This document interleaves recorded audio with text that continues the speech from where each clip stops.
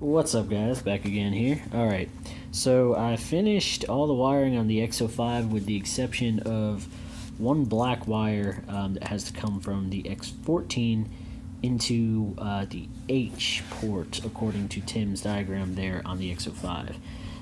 So what I'm doing now, I got the old OEM harness again. I am depinning the X14 from this, and I'm going to depin the X14 from the new manual engine harness and transfers the pins back over to this. Just basically like what I did with the X05 manual connector versus the automatic transmission connector. Again, I'm following Tim's steps here, his diagram on the forums, the RX7 Club forums, which are awesome. Again, I know I said it a few times, but thanks again, Tim, for that. The only thing left on the X05 is that black wire, and there's two wires to add in the clutch pedal, like neutral safety switch, basically. I'm undecided if I'm gonna actually do that or not.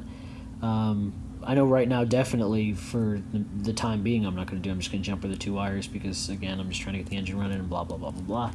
But funny thing with that is, I don't know how I feel about it.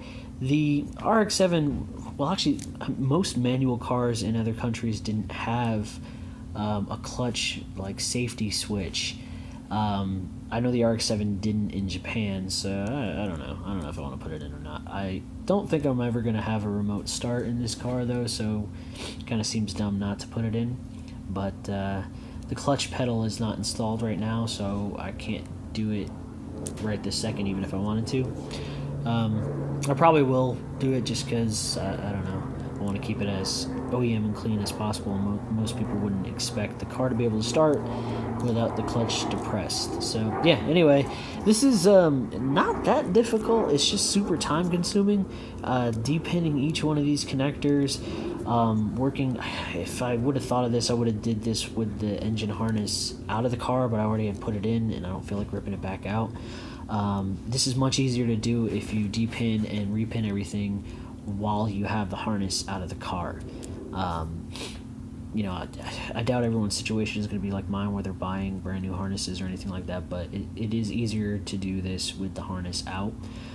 It is still totally doable with it in. I actually ended up taking the seat out so that I have more room to work around in there, but I mean, the X14 connector especially is like way high up on the firewall, so it's kind of a pain to get to these pins while you're in the car.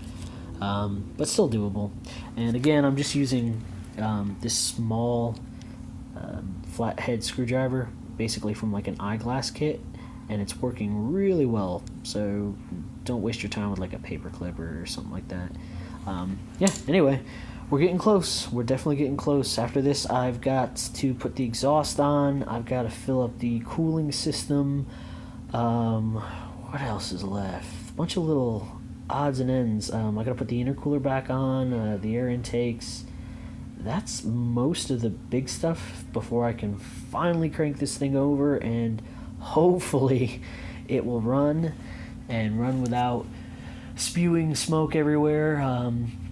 We'll see. Alright, more updates to come. Later.